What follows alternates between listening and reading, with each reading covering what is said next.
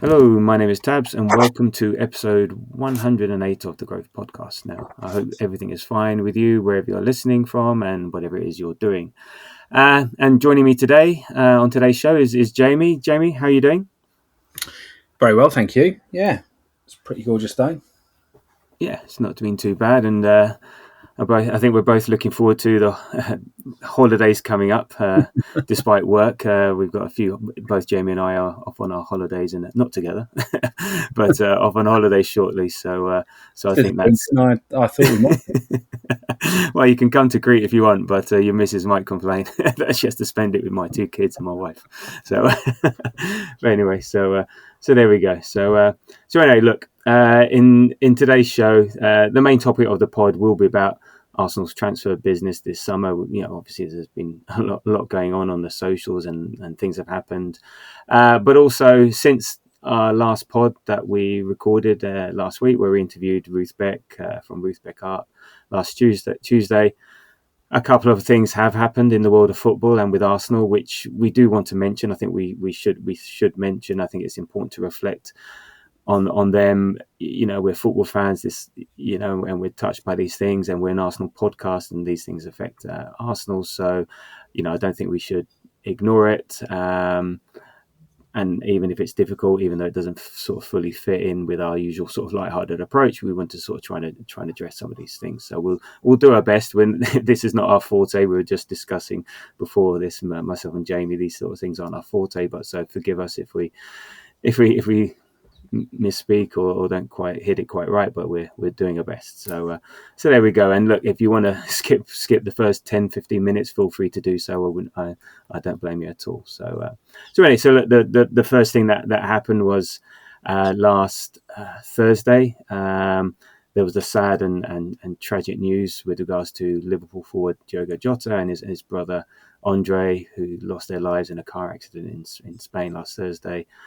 Jota had recently got married, has three young kids, and he's age 28. His brother Andre 26, and it was a shock to all of us, and it's just a reminder of how young these footballers are. When you talk about the age of these people, we see them every week, we idolize them, we talk about them, we expect a hell of a lot from them. But it's so easy to forget and to forget the human side of these players. So, I'd like to say, hope it gives us pause for thought in the future, but we know what we're like. But maybe that will remain in there a little bit, just to give us that human side of things. And look, terrible and sad things happen all the time, but I think for us as football fans, this feels a bit closer to home. Football is, as they say, one big dysfunctional family, and so there's a familiarity when things like this happen with the people involved. We've watched Jota play and score against us, and we've seen him play for Portugal, seen him play for Liverpool, but also, and maybe Jamie will touch on this a bit more in a second, is as Arsenal fans, we've experienced this as well a little with the likes of Jose Antonio Reyes and Rocky Rocastle, who died way too young. We had a love for them. So even if the stuff that happened with Jota and Andre is not directly connected to us, we do feel it. I don't know, Jamie, I don't know if you wanted to add anything more to that. Well, I will say, as a little bit of a tribute to him, I think we saw the best of him a lot of the time at our gaff, because he scored more against us than he scored against anyone else in the Premier League. And I mean, blasphemed his name a couple of times. So absolutely quality player, and taken, as you say, far too young. And yeah, exactly as you say, it does. The one it reminded me of was young Gallo, who we had in the God, that must be about 20 years ago. But he was 17 and went off. I think he was on loan at Bologna, and was a moped accident. So it sort of felt, again, that sort of overseas car accident and whatever sort of brought all that back as well. And either way, it's just, with all of these, it's just a horrendous thing to think of the families and whatever. But as a player, I will say I really liked Diogo Jota. I thought he was a fantastic footballer, and seemed like a decent bloke. So yeah, sorely missed. Yeah, indeed. So look, our condolences. Obviously, they're not going to be listening to this, but we still want to say it's like our condolences goes out to the families and friends of Diogo and Andre. It's just very sad. But like, as again we were talking about this beforehand, life moves on and it moves on pretty fast. It doesn't stop for anything, unfortunately. And then next up in terms of the week, not the greatest week in football or for Arsenal, was on relating to Thomas Partey. So on Friday, the Metropolitan Police announced that the now ex-Arsenal footballer, but obviously this is very much connected to when he was an Arsenal footballer, Thomas Partey has been charged with 5 counts of rape and 1 count of sexual assault. The alleged incidents taking place reportedly between 2021 and 2022, and according to reports, 2 of the rape charges relate to 1 woman, 3 to a second woman, and the sexual assault charges relate to a third. And I must admit, I'm sure listening to it, but even just reading that out is very, very upsetting and hard to fathom. And so again, our thoughts are first and foremost out there with the women involved, the victims, and we hope they receive the support they need and that the judicial process can bring them clarity and justice. We do also have to say that Partey does maintain his innocence, and Arsenal have said that they have done everything by the letter of law with regards to safeguarding and guidelines. So a very tricky and difficult subject to deal with, but sort of moving on a bit, is that, let's be honest with this has been like the worst kept secrets in football circles.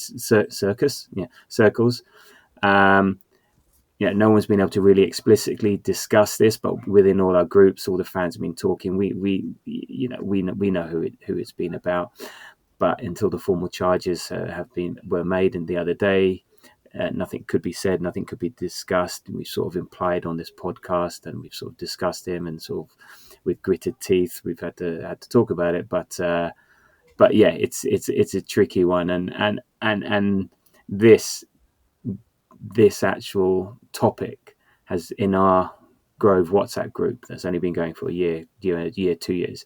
This has been the biggest topic, the one with the biggest reaction out of anything, since we formed, and there are a lot of angry, disappointed people just questioning how the club have handled this, and how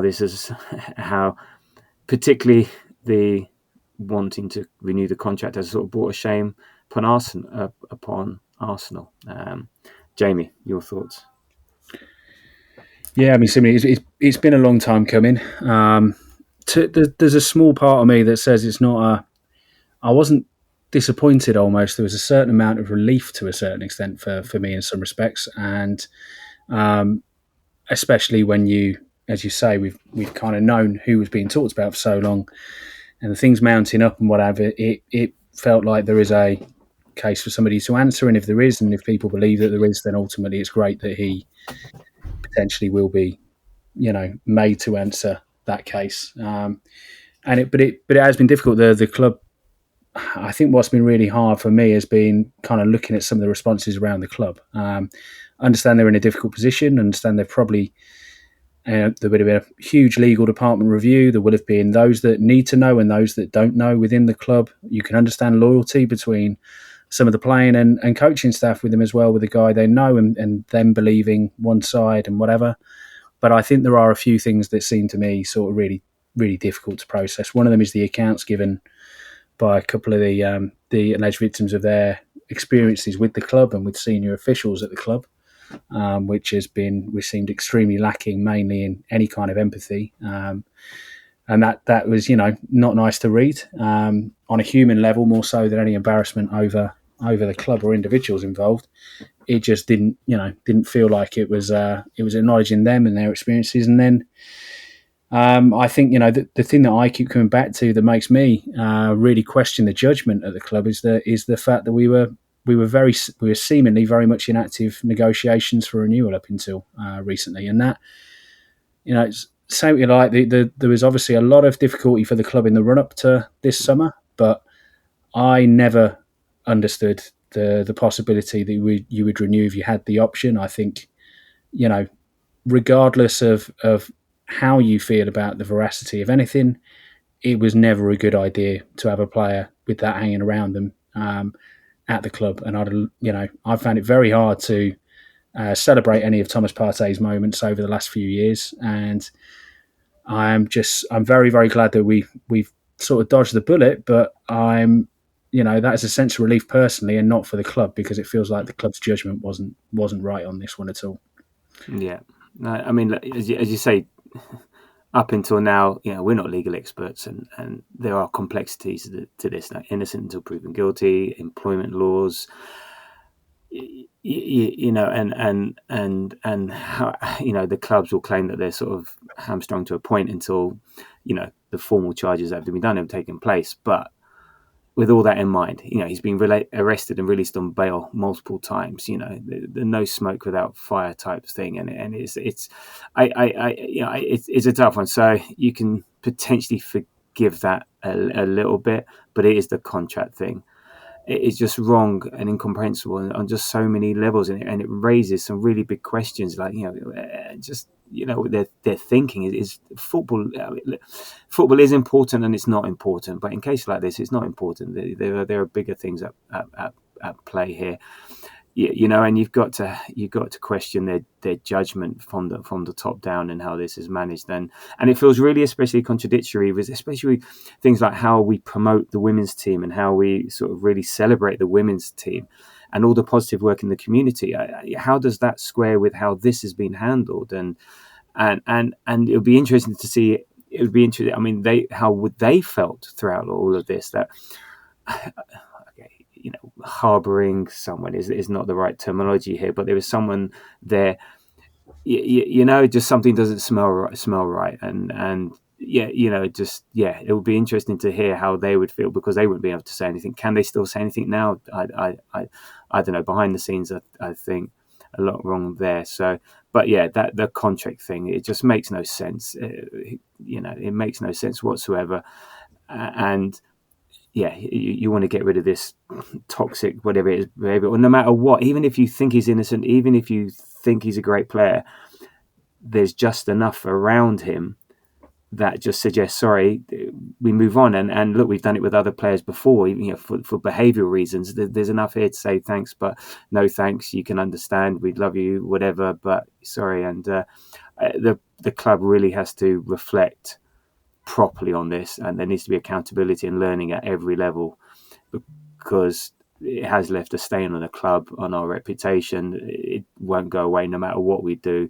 People keep coming back to it. People have sung songs about it. They'll boo Partey and they'll keep singing songs about it, and even more so now. And it's going to take a long time for this to fade. And football fans have got very short-term memories, but for this one, and particularly certain groups of Arsenal supporters who this will take a long time to really we need some answers around this, and there's a lot of unhappy, angry people, and I think rightfully so. Yeah, totally agree. Yeah, so look, we did want to address it, but I think we need to we'll leave it there, because legal proceedings are underway, and there's only so much we should say, can say, sort of want to say, and as we said with the tragedy around Jota, and now this, football doesn't really stop. Football keeps moving forward, and we'll try and move on as tactfully as possible as we sort of move on to the sort of next set of news, which no way makes up for what's happened in the past, but it's still part of Arsenal, and we want to talk about it, and I think we enjoy talking about this a bit more. Well, certain parts of it. If your name's Noni Madueke, I think maybe you don't want to talk about it so much, but we'll talk about that in a second. So he's finally here. Zubimendi was announced on Sunday afternoon. Now, I have one thing: don't let the familiarity with this signing lessen how good this signing is. I think there was a bit of Zubimendi fatigue. It's coming, and say, oh great, he's here. Next, this is a very, very good player, one of the best deep line midfielders in Europe, if not in the world. There were a lot of clubs, big clubs interested. a lot of clever people talked about this guy, and he turned down the likes of Liverpool, who thought they had him last summer. I think it was even on the plane until he heard about our proposal. City were interested, Real Madrid were interested, even though they say they weren't, and we're the ones that got him. So do not let that. The familiarity. It's like with our good players. The familiarity breeds a sense of, so what? No, this is a really good player, and I'm so excited about this. And look, this is the guy that came on for Ballon d'Or Rodri at halftime in the Euro finals last year, and played even better than Rodri, and was the difference. So I don't know how are you able to have a sense of excitement for this, even despite all the chat? It's exactly as you say. To be honest with you, mate, it's been there for so long, and I've always been very, very confident on the signing from everything that we've heard. It's just felt like one of those deals that's in the right place, a bit like it was for Declan Rice, for instance, where it just felt like, yeah, it's fine. Everything's waiting for the right time, and as much as anything, because there was nothing positive going on for those other clubs that you mentioned. So, yeah, it has taken the excitement away slightly. But the Sheen, you're absolutely 100% right. I almost got excited for him a couple of months back, really. I got really excited for him the last time that I'd seen him play for Spain. Can't remember which. It was the Nations League, wasn't it? Nations League. He scored and set up Marino, I think. And he was absolutely superb, right? So that was my day of getting excited, and I've just carried it over since then because I've been convinced since then. So yeah, cannot wait. I think he's everything that I've seen of the lad is exceptional. Yeah, no, he does look good. Look, he's 26 years old, so he's coming into his prime. We've reduced our aging midfield, with his coming in, and he's replacing Thomas Partey, thankfully, and and I think what he'll bring is, like, hopefully he'll bring a bit more speed into our build-up play. He'll be a bit more not quite direct, but we won't be so pensive on the ball, so to speak. I think he's a bit more. He'll try things more. He'll release the ball quicker more, and maybe it won't work all the time, but at least we're trying to progress more. Also, another thing that I've read about and heard about and seen, that he's very comfortable playing the lone pivot anchor role. So again, freeing up players to be more advanced, because I think with Thomas Partey coming in, or other players playing at the six, we've tended to sort of double pivot for a bit, so then you've got players alongside them, so it's more of a sideways pass, whereas I think he's comfortable there, so it's sort of like that V-shaped instead of having the U-shaped where you got, or the box. It's more of a V-shape in front, so he can spray that, and even though he's a deep lying, he's not your traditional number six, gnarly, getting in, making tackles and all the rest of it. I think he can defend, but it's more about anticipation and positioning, rather than Declan Rice, who just runs after you until he gets the ball and things like that. So yeah, there's a lot to like. I mean, and also I was really surprised about this. So he looks short. He's almost 6 foot, and he seems smaller, but since making his debut for Sociedad 6 seasons ago, he has the best success rate of any midfielder in La Liga to contest 250 or more aerial duels. So he's got a 67% success rate of over 250 aerial duels. So that's another thing. So, like, that's surprising, that, actually. Yeah. He's here. So you add into our list that Set Piece FC, you add into Marino, or our centre backs. We're going to be a tough team in the air. So Stoke City Mark III, here we come, and but also, yes, he sprays the ball a bit, with a certain level of success, but also I think, was it last year, he had the second most line breaking passes in La Liga. 141, and the Pedri from Barcelona had 163, so number one. So he has got an attacking mind. So even though he's playing in that 6 role, I think we will see a change in how we play. I think we'll have more players in front of him, and we'll be quicker to release it. So I think he's a potential seeding raiser there, right? He's the first one in a while, and I wouldn't underestimate as well. I quite like the fact that he's got that relationship there with Marino, which might raise him when he does play midfield. because we saw him have in the end, I think you gave him player of the season, didn't you? Oh yeah, I loved Marino. He was my player of the season for what we did. If it wasn't for him, we wouldn't have had the season we had. He was fabulous, but he was mostly fabulous up front, more so than he was in midfield, right? And don't get me wrong, Mikel Merino's got exceptional. He's very much there to be a backup, I think. Declan Rice has settled into that left 8.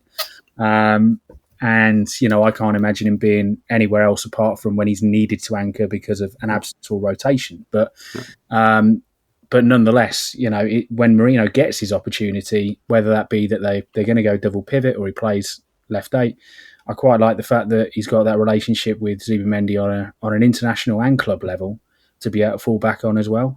So that's a nice little side bonus as well. Well, actually, there's lots of connections with the area because Arteta's from that neck of the woods, and Real Sociedad. We've the Marino and now Zubimendi, and of course Odegaard. So we it seems to be, and apparently we wanted to get him and Marino at the same time. Who else was there as well, right? Alexander Isaac was there with him as well, wasn't he? So that's next year. So there we go. Is this why we weren't allowed Nico Williams? It's just it would have set off too much of a rivalry between the. That makes it. Well, actually, in terms of Nico Williams, and this brings an interesting point because he's played 236 games for Sociedad. So he's been there for a while. He's been there all the time and sort of grown up there. And I think certain players, especially in Spain, they're very attracted to staying in Spain, and there's a lot of good reasons to stay there. And he's even talked about it in his interview, like what a big change this is for him. So in making the decision, it had to be really the right decision for him to leave Sociedad, and that speaks a lot for how Arsenal managed it. And we've been working on this for ages. Apparently, the deal's sort of been agreed since March, from what I understand, but it's been obviously a year and a half in the making. And to extract them out and to get him to come, and so there will be a settling in period. It's a big transition coming from San Sebastian to Islington, place, Islington and stuff like that.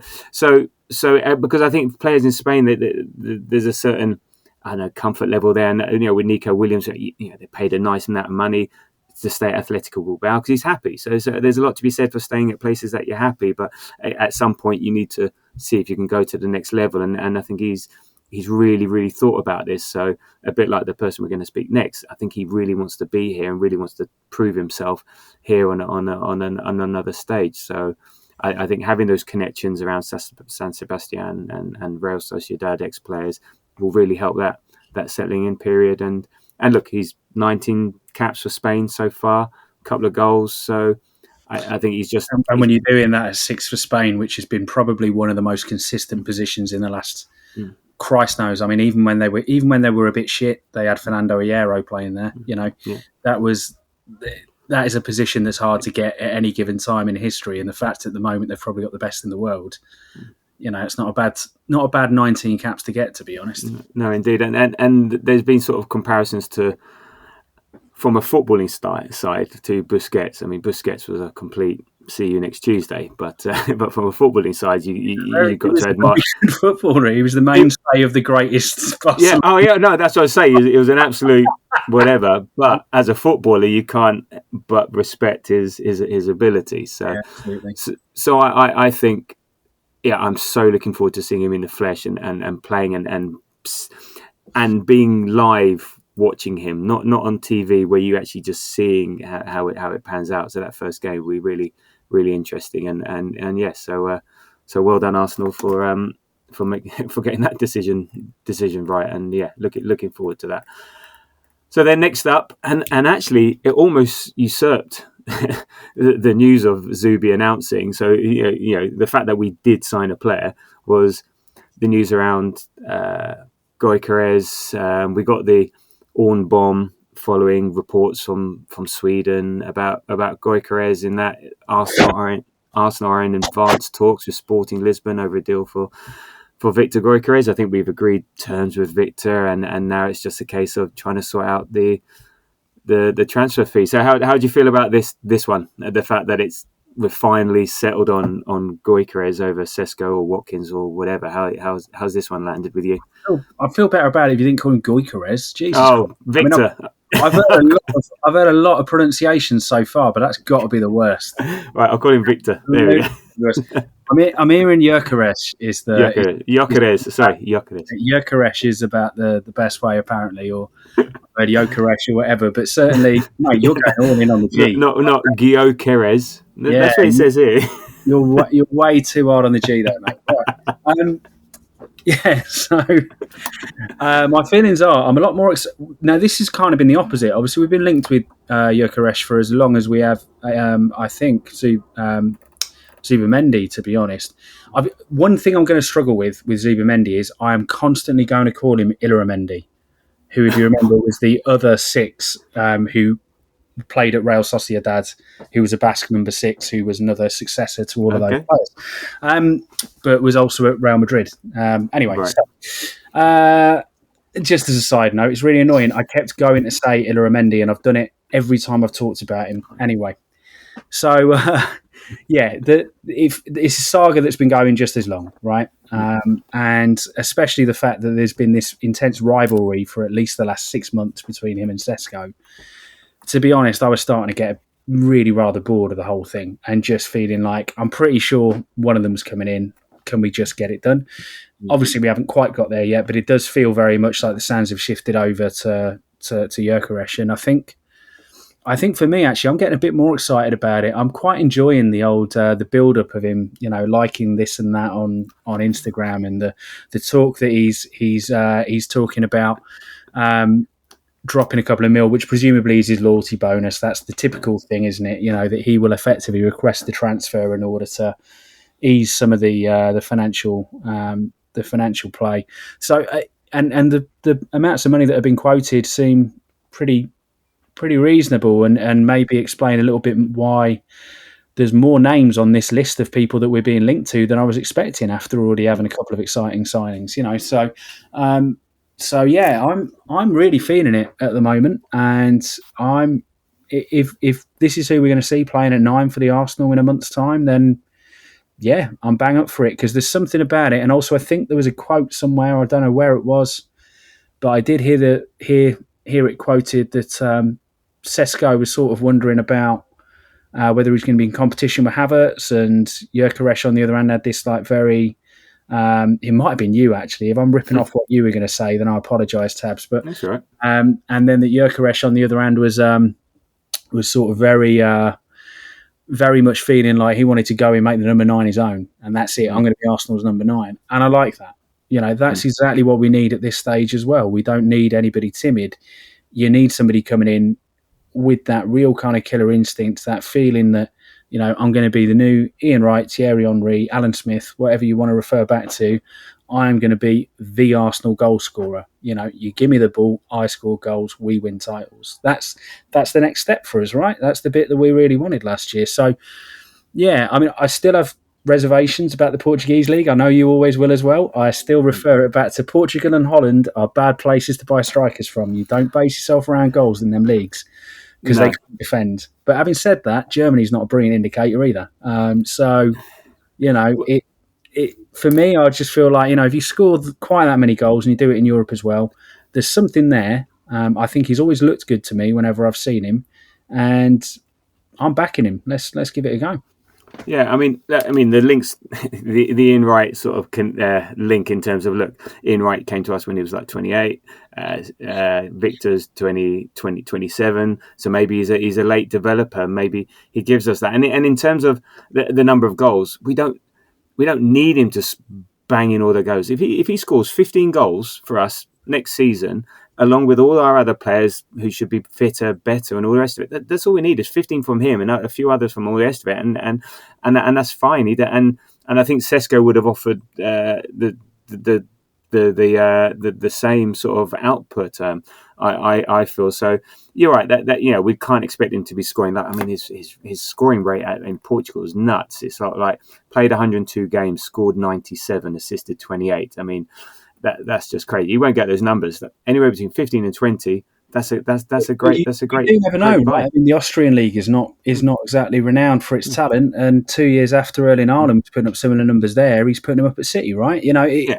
the things do happen, and I will say as well, I do like one thing I have liked ever since we were first linked with him is that he is the lad who was at Brighton, who wasn't really getting any game time. He went down to Cov, he went down there on loan. He didn't come back to Brighton. He didn't look for a move away. He stayed at Cov. He was instrumental for them.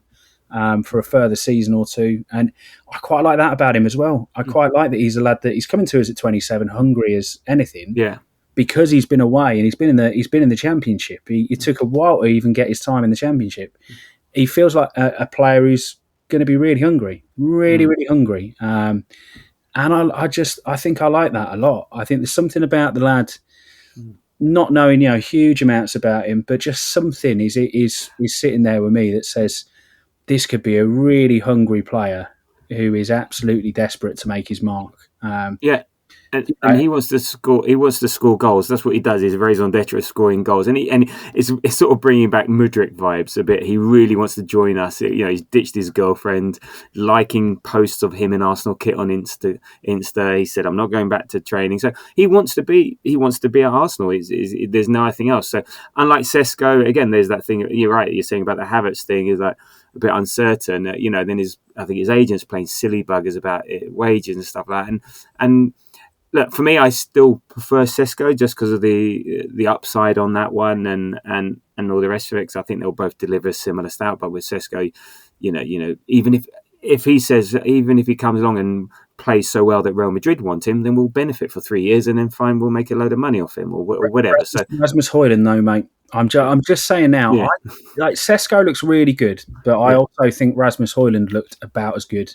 Yeah, a couple of years back. I really do. I really liked him. I thought he was the guy that we should be going for when United were going for him. And he when he was at Atlanta, he had a very, very similar sort of playing style, I thought, even to Sesko. But yeah, he's still so young, and I do think there is something about that 27-year-old. Saying that, I was more excited about Sesko. I get excited about the upside as well. I get really excited about the idea that you've got Thierry Henry. You've got him at 23. He hasn't hit his peak yet, and he's going to hit it for us. I get that, but there's something about the way that Gyökeres is coming in that I think I'm getting really, really excited about it. Optimistic about what that's going to be. And Sesko's fading into the back of my memory now. So. Yeah. No, absolutely. And also RB Leipzig were holding firm on 90 million euros. He's not a 90 million euro player. I mean, go swivel. I mean, holding it. And so maybe they were playing hardball and well, okay, which is their right, and they can do that, and fine.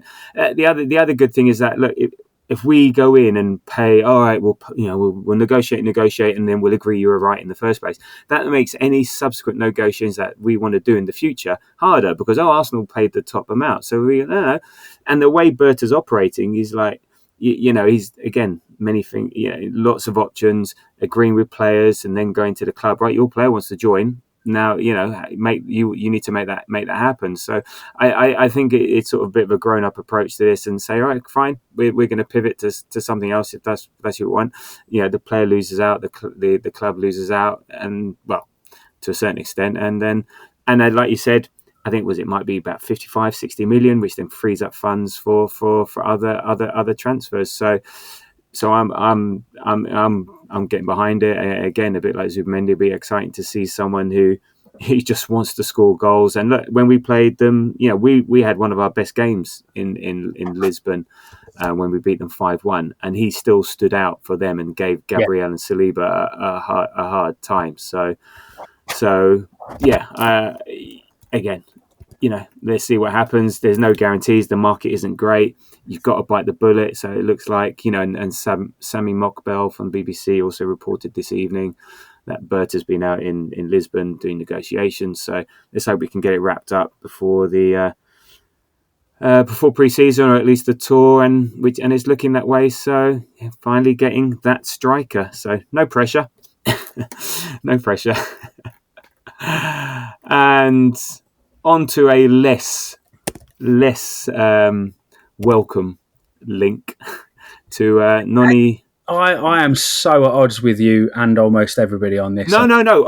You haven't heard my opinion on this. I'm actually all right with this. So, in the voice of the fan, are you? No, I'm not being. No, I'm just saying what's been out on the socials and how a big reaction has been about Noni Madueke potentially being an option for Arsenal. It seems like we've had talks with him and we've agreed personal terms with him, but we've yet to do anything with Chelsea. But as I said, this is Berta's MO, that we agree with players, because once that's done, then it's easier to go and negotiate with a club rather than the other way around. So go on, then you give me the. And look, I'm not massive. I'm not down on this one at all. Maybe the price is the only question mark here, but other than that, I quite like the idea. I think 50's been quoted right, and I think 50, to be completely frank, is not that great a deal of money for a 13 cap 23-year-old winger with Premier League proven experience that is homegrown as well. Like, you add up all the bits, and you're like, I don't know. No, apparently he doesn't. He's not considered homegrown. Well, there's two versions of homegrown. So you've got two different quotas that you fill for European and Premier League competition. You've got the homegrown, where you are homegrown because you are raised in a Premier club, and then you've got the home nationality one, in years under a certain age. He qualifies for the years under a certain age. He doesn't qualify for the advanced one. There's a 4-year and a 6-year, I think. Right. Qualifies for the 4, not the 6, or something like that. I can't remember which way around it is. Oh, okay. That's good. He was at Tottenham. He was only at PSV for some of that education, right? So he's, which, I mean, admittedly, the fact he was at Tottenham and Chelsea, I must admit, yeah, okay, I can understand some of the distaste. Hold your nose. But what I will make is a general point about. I think it's actually really interesting. I've reflected on this the last couple of days, just thinking about sort of where the business is going, and in particular, I mean, you mentioned the fee for Gyökeres, and I think we know what's kind of been quoted, and the fact it might be a lot lower than it might be for Sesko. That allows a whole extra player to come in, and then you go, but is that player, the huge player that you want it to be? And I think certainly, if I remember back, end of last season, so not the season just gone, but the end of 23-24, we talked about a need for ceiling raisers rather than sort of floor raisers, right? And I actually think maybe last season proved that wrong, because actually we had a real problem with the floor in some of those areas of the team. It was an exceptional year. We found a deeper floor than you would normally expect to.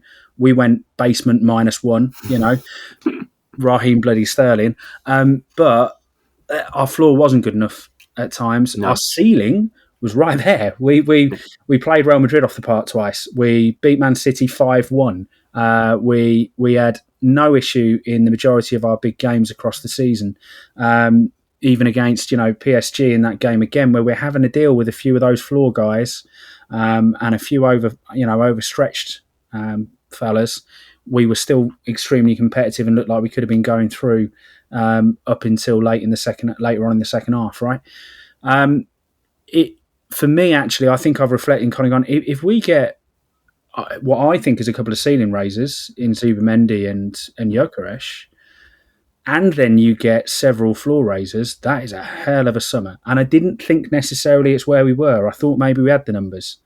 But I think actually, no, we Well, you look at our bench some of the time last year, like against PSG, it was a kindergarten, practically. So, and I think Madueke's a guy who, realistically, Leo Trossard has not got long left now. He's into his last season of his contract. There's rumours of Fenerbahce at the moment, and he's nominally the utility, plays anywhere across the front, right? He plays up front, he plays right, he plays attacking midfield, he plays right wing. That's what Noni Madueke does. He's played more time on the right than he ever has, but he moves around from that position a great deal. He's played as a striker quite a bit. He played as a striker against us and looked really good, by the way. He's played right. He's played left winger a fair bit. He's played left wing for England in a second half when he started on the right. He's got real flexibility there. He's fast. He's bloody good. He's quick. Well, I remember that I'm sure he played. That when we beat them 5-0, that comedy game that we've been playing, he played and he stood out for them. He was the only one. I think it was him and Fernandes were the only two that looked half decent all game. Yeah. And he's got. I really like the take-ons. I mean, we do have an issue that only really Saka's method of take-on, as we've discussed many times before, is that weird style almost. It's that rolling of a player, right? It's that using his physicality and rolling inside, and not necessarily that sort of, I'm going to hot step it past you. This is a hot stepper, right? He wants to he wants to take you on in a very different way to Martinelli, who wants to take you on only by going down the line, really, or driving inside. He's very, very direct, and there's not really much trickery there. Noni Madueke is a guy who's going to move you one way and then dart the other, and that is something we miss a little bit, And I do think it looks like a really interesting signing if it can be done at the right price. Well, and also, like, we've been crying out, we need a backer sack up. We need a Saka backup. We need a Saka backup. But not this one. You know, he does feel it, and it's also sequence. Well, there's a couple of things here. So I quite like the idea of this. There's just, I think, price. I think it can be negotiated down. I think it should be nearer 40 million. I'll be more comfortable with that. But if you compare, like, Semenyo or Embremo, how much they're going for, he's on a par with them, and I think he's on a par with them statistically. Their numbers stack up the same. Age wise, he's actually maybe a better profile. I think it's the fact that it's another Chelsea player. So what? Chelsea have bought lots of players. Let's take advantage of the fact that they need to get rid of them, and maybe we can get a good deal.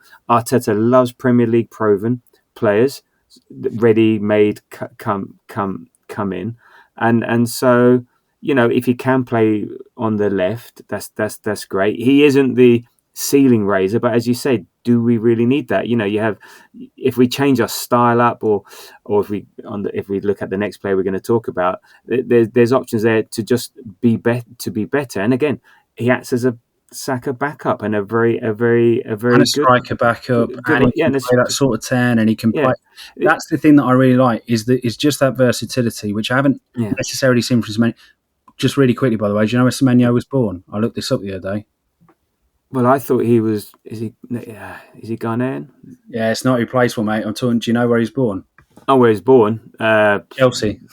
Chelsea. Oh, for God's sake! Well, effectively, he's like a Chelsea reject from birth because he never even got picked up by him. Anyway, fantastic. But yeah, I don't care. Look, play. We got Sol Campbell from Tottenham, and look what happened. It's just, and look, on the continent, fans have to get more used to the top teams transferring players with each other, because they're the only ones that can afford it. At the end of the day, paying the wages, paying whatever. In the likes of Italy, it's been going. Milan to Inter to Milan has been happening all the time. Between Roma and Lazio, between Juve and Inter, it just happens. You just got to get used to it. You hold your nose, and I think we've been burnt. But that was Willian, and that was I think was Willian a free transfer. So I think anything free transfer related is always a bit iffy, but Havertz have been fantastic as far as I'm concerned, and who knows, but I think the price would go down. The other thing is potentially he's not the best off the ball. You compare it to what Martinelli does now. Can we work that into him, the off the ball work? And then there's obviously off the field, he may be not the sharpest tool in the box, and maybe a bit too insta for our liking, or with the Wolverhampton's a shithole type comments. I'll be honest, I sort of like that. Well, right, are you agreeing with him? Well, yeah, I mean, I live there, mate, so I'm. You can talk about it. Yeah, I get you, but I'm good. But there's something about the lad. I quite like him. I think again, would I have picked him? No, that's a different thing. But again, these guys know what the market's opportunities are. Yeah. That's what we're paying the top brass to be able to do, and ultimately, if they think there's a market opportunity there to get a player a reasonable valuation in a straightforward deal, then they're going to take it. I would imagine Semenyo is going to be really hard to wrestle away, because that Bournemouth team have hemorrhaged so many players. They do not need cash; they need players in, and he's got a decent contract there that is not. I think it's not finishing for another 3-4 years. Yeah. I don't think there's going to be any chance that lad's going to be on his way out. So, Madueke for me at the moment looks like a guy that, especially because I do think, without Saka, we lacked that player. Yeah. We had nobody who could go past the man. And when Yeri eventually stepped in and has a fair bit of it, but he is very raw. Apparently Arteta does very much see him as a central player, which is interesting, because I actually thought he maybe looked like he might be more of a wide player, but obviously, they think of him highly enough that he's going to be that central player, and that's what they want to tie him down to do. getting another number to be able to play across that front three and do, as Trossard does, is a good idea. And competition is a really good idea too. Martinelli has been sat there as the incumbent left winger for several seasons with just sharing minutes with Trossard for the last few. That's not the healthiest. Saka is not needing too much competition necessarily, but he's needing the backup. Yeah. I think just having new bodies and fresh people, and you don't want to sit on an area of the position of comfort, right? And I get that people would prefer Rodrigo. I get it fully. Well, this is the thing, and it may be him and Rodrigo, but I think Rodrigo. I think you need to make a big sell to get him in. But also, then there's doubts that if we talk about Rodrigo, there's potentially doubts about him. I mean, it is looking like he's surplus requirements. I think there was on the socials the other day, he was posting looking forward to the game against Dortmund, and then pulled their post when he found out he was on the bench. But that's a saga. That's going to take a long time, a lot of effort, to make happen. And again, do you get your squad now? Do you get your team now?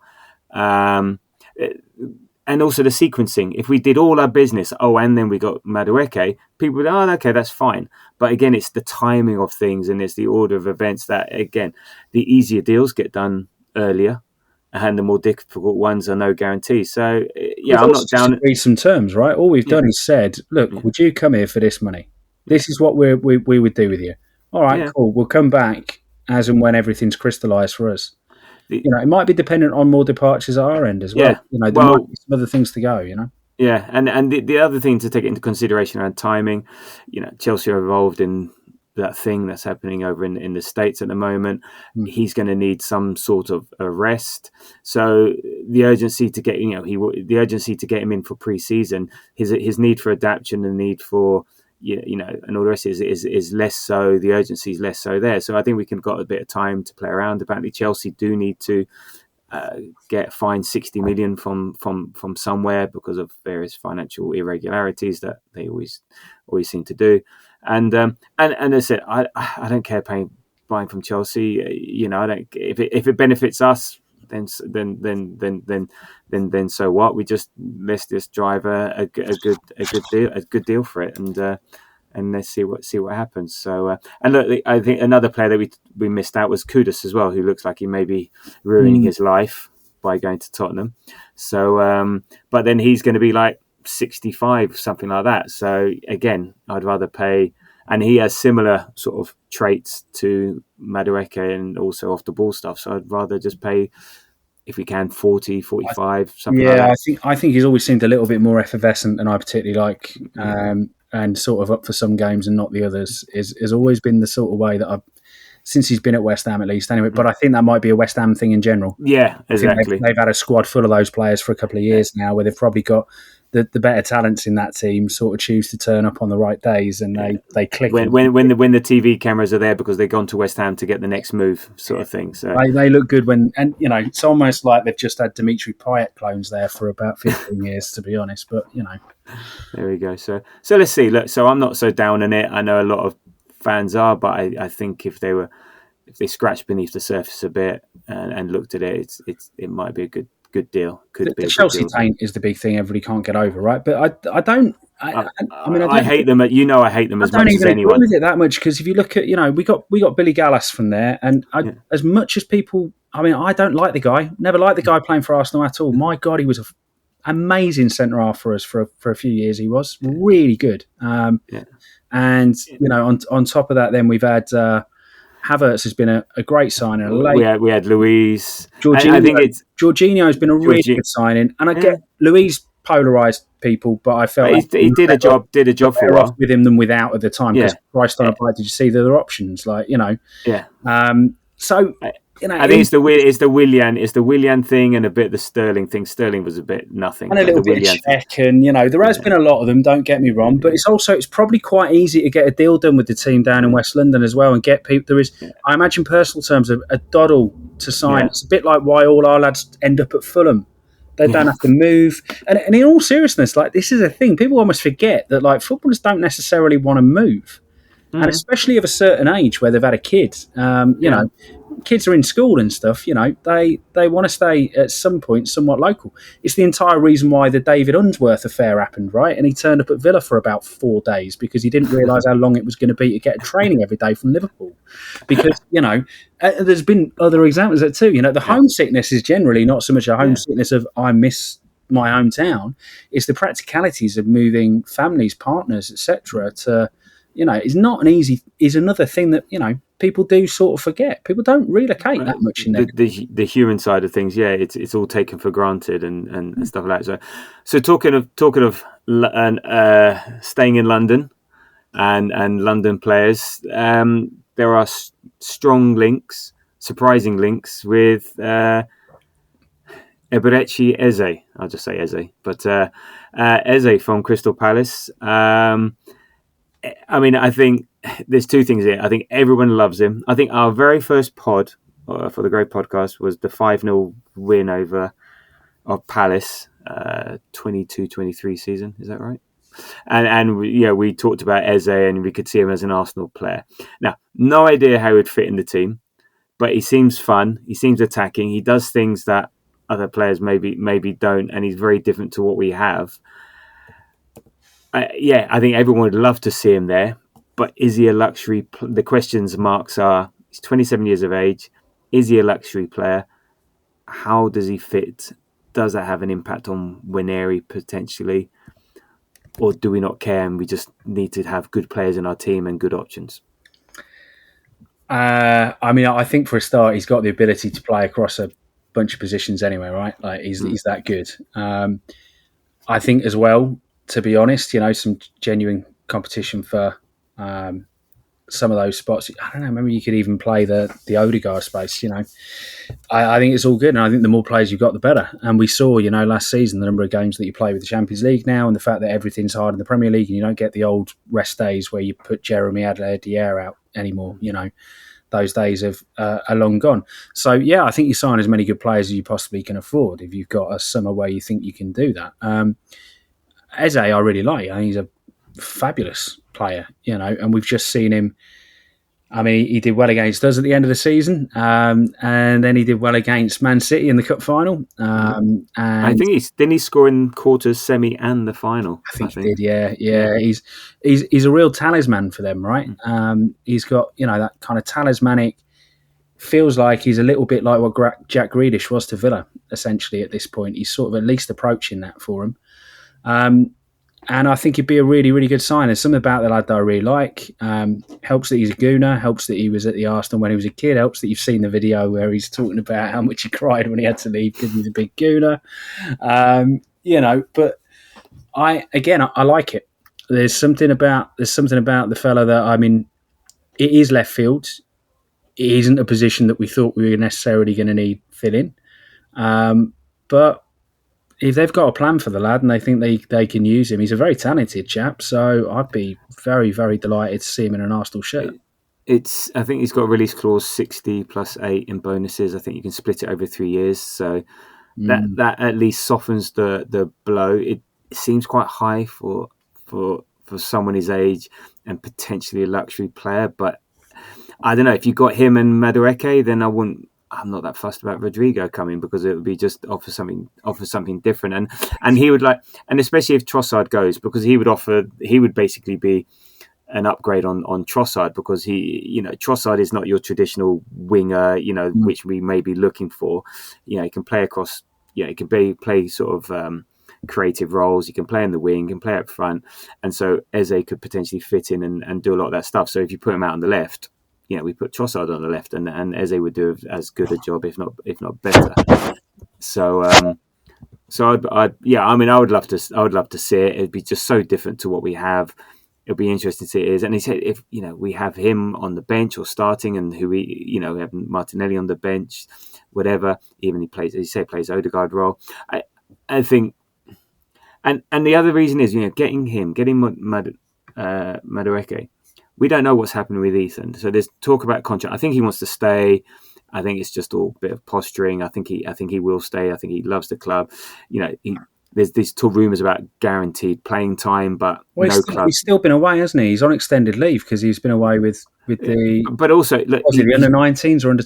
Yeah, it was under 21s. But under 21s, the thing is, look, he played X amount of games in his 17-18 year at Arsenal. Yeah.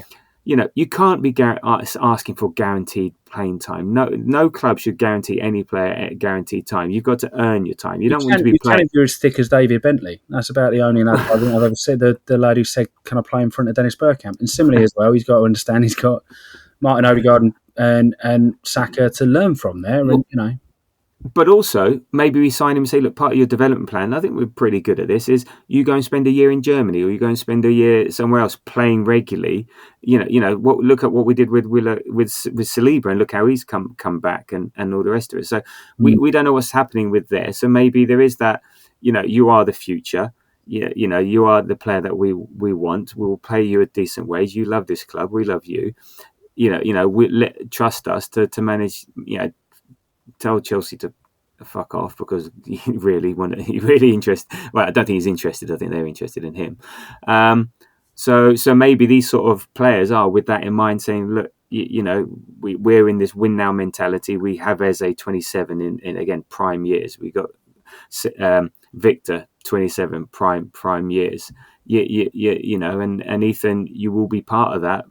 But, go and have a year learning your trade. You're only 18 years old, and if you're good enough, you will play. Prove yourself. And then he's got Max down and breathing down his neck as well, which is maybe a further complication. But but he's 15. Exactly. But so he's older than Ethan was when he made his debut, isn't he? No. Yeah, maybe. But then look what's happened. So I think we can handle it. I totally agree. Yeah. He's just got to be patient. I think as much as anything, people are just making something out of nothing at the moment. He's going into that last. Everybody has this problem in the Premier League because you can't give players those contracts until a set age, right? It's even more acute in Spain where you've got even worse, and that's how we benefited from it with the likes of Cesc Fabregas and debatably with Fran Merida. But we've just got to wait and see, and hopefully he comes back. He's fresh 18, and you give him a contract, and you're all good. We had this over Bukayo Saka. Remember when Saka was going to Liverpool on a free at the end of the season, and after COVID year when he was playing left back, he was going to go and replace Sandy Robertson. Do you remember that? He didn't, did he? It's okay. Generally, lads actually at this age only tend to move on if they genuinely aren't getting any game time at all, and they're offered a stupid amount of money by Man United. That's largely what tends to get them moving, in fairness. I think we should be all right. The only slight concern I've got is, obviously Chelsea do their. We gave Carney Chukwuemeka 100 grand a week when he played for Villa about 10 times. So you are going to have to pay for him. I know, but you've got to know that Chelsea are batshit crazy, and they're just hoarding wingers, and Omari Hutchinson's the example that you just quote and that you can quote and just say, really, do you want to end up like that? So I couldn't believe when I was looking up his stat, he's played 39 times for us.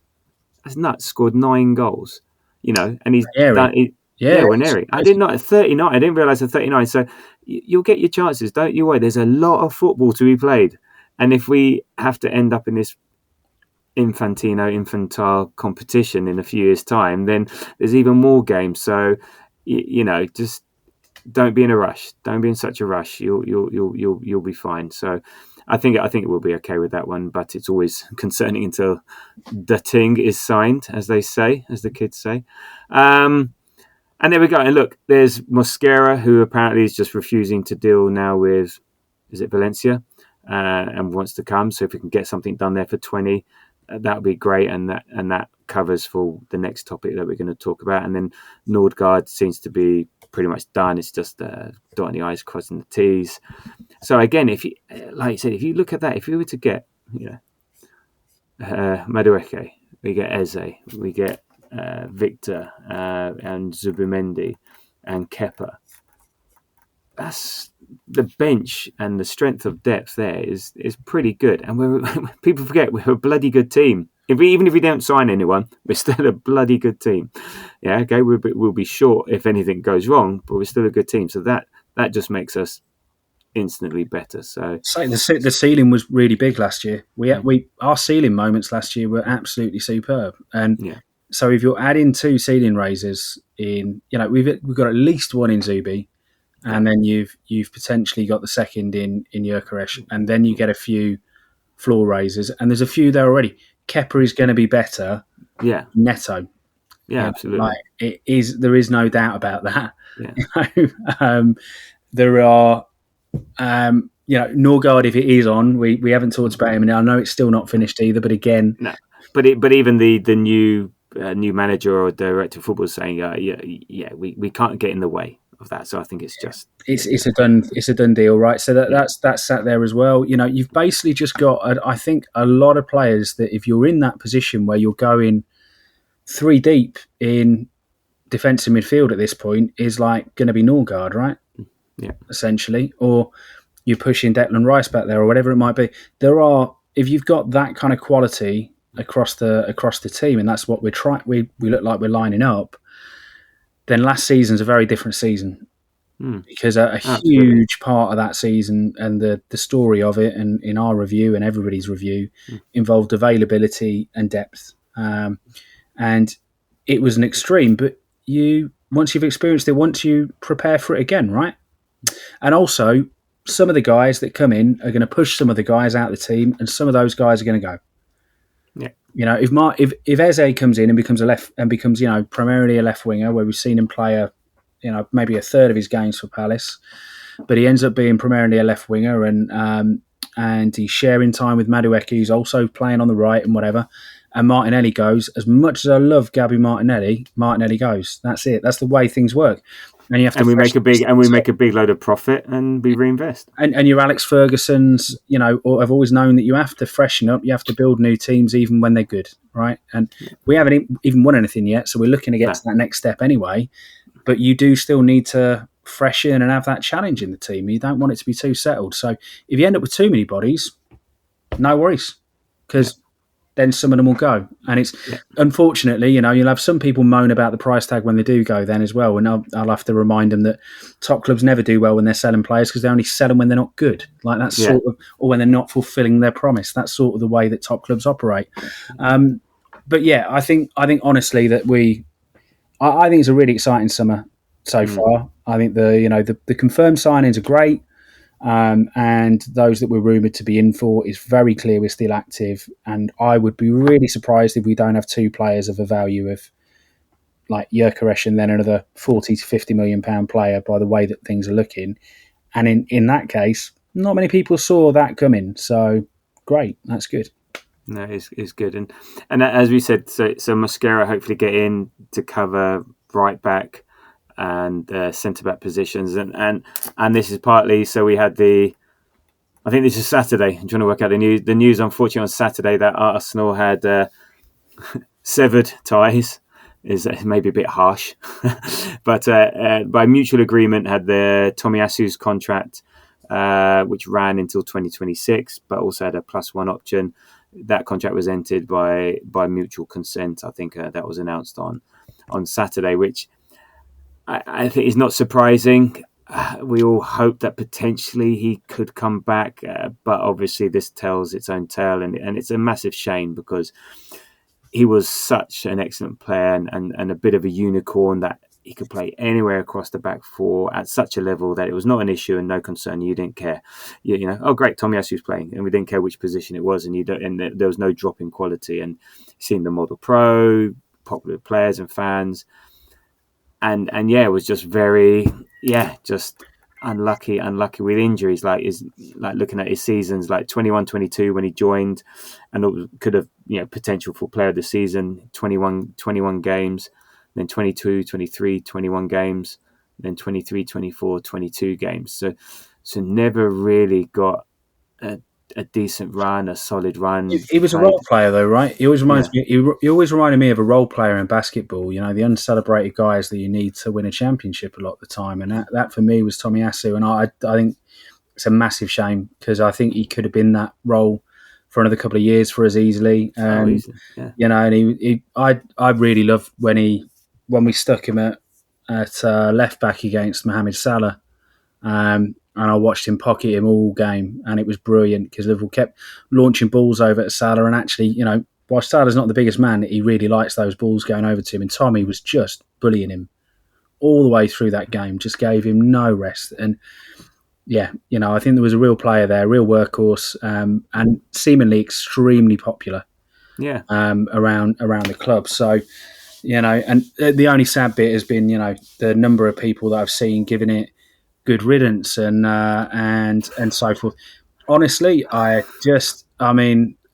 staggers me, and this has included people in London and stuff. It's not even the great vast World Wide Web brings people about that are idiots. The guy's career has been ruined by injury, and he's the plus side is now he cuts his losses. We lose him off the wage bill. He's going to disappear out, and hopefully he's going to get a game for Japan at the World Cup. And if he gets a game for Japan at the World Cup, I will be very much supporting him. Yeah, I mean, look, obviously, the fact that we've got all the facilities to help with his rehab, and we still by mutual consent. So there's obviously serious there. Will he play again? I hope he does. I really do. Again, really, really liked him, and that stuff. It's just not. It's a bit like we were talking about at the beginning of this. That the humanity. These are people behind these. These are not just these objects that we shout at every week. There's human beings behind this, and so he's really well played, but. This is his career. This is his livelihood. This is his love. And it doesn't matter how much you're paid. If you can't do that thing, yes, it softens the blow and makes life easier. But from a mental perspective, it must be so hard to deal with and think this is what I've done all my life and my body is not allowing me to do it anymore. It doesn't matter how much money you get paid. No. Mentally, it must be so depressing, and to keep going, to keep battling, to keep trying, and then breaking down and go again. And he doesn't want this. No player wants to be injured or die. Okay, I'm sure there have been examples of players who would just sit there and take the money, Scott Carson.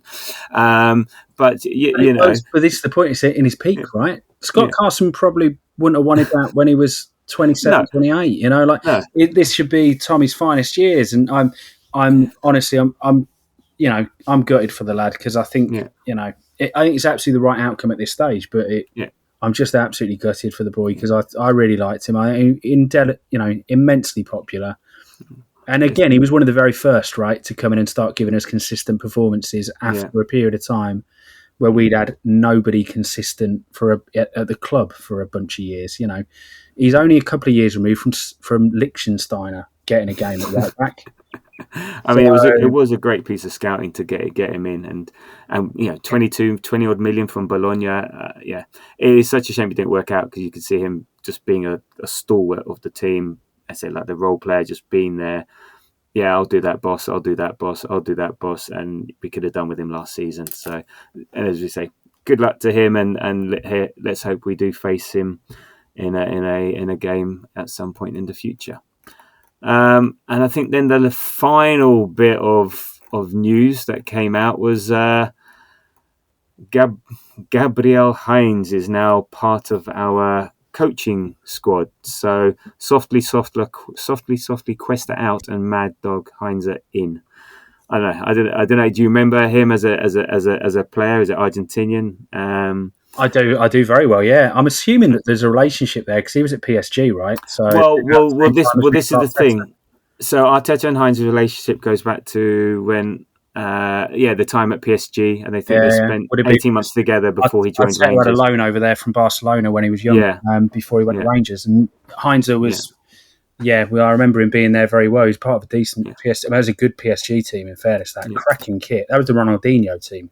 So they were a decent side. But yeah, I mean, it's interesting. Obviously, he's got the Man United link is the other one. But yeah, apparently very highly rated. So I was hearing a little bit about him on a couple of podcasts. Funny enough, there's a website out there. I can't remember the name of it because I would boost it. For the small following that we have, that focuses on backroom staff. And they had a profile on him at one point as well. And he's apparently very imaginative. He's I think very much coming in at a time where obviously Cuesta's walked. That's the individual development coach that has left. I don't know whether if they confirmed that Heinz is actually coming in for individual development coach, or I don't know. I think he's just come in to do a lot of shouting at players. I think that's the role that's effectively missing there, right? But I think they've also talked about elevating one of the other fellas, one of the other Spanish lads that's in his early 30s. So I reckon they'll keep the younger ones to do the one-to-one sort of softly sort of stuff, because that isn't Gabriel sort of thing. MO. I was reading on Arseblog today, and he described he said. I don't know where this was at his time there was described as hell every day for 6 months by one of the players. Right. Yeah. So maybe look, it's a change in style. I think we are I'm sure we are quite happy clappy behind the scenes, even though I'm sure we're very serious and all the rest of it, but I think it's done in a certain style. So maybe this changes things up a bit. Maybe it gives people a bit of a kick up the backside, but don't be so comfortable and stuff like. Again, not saying that they're like that, but maybe this gives them all right, how they'll respond to that. It'll be interesting to see. And maybe the fact that this was when he was a manager, and being a manager versus being a coach, very different things, different pressures, and things like that. So maybe he didn't work as a manager. That's fine. Lots of people haven't, but they're still very, very good coaches. Like, a bit like Steve McLaren. I don't think anyone rated him as a manager, but apparently as a coach, he was, amazing for as an example. I think was it Carlos, again, quoting Man United players, like Carlos Queiroz, again, great coach, shit manager sort of thing. So there's maybe a bit. I think it was Carlos Queiroz took him to Real Madrid as well, wasn't it? Yeah. So you got things like that. So let's see. But it'll be interesting. I think it'll be interesting to see him on the sideline fighting with the fourth official.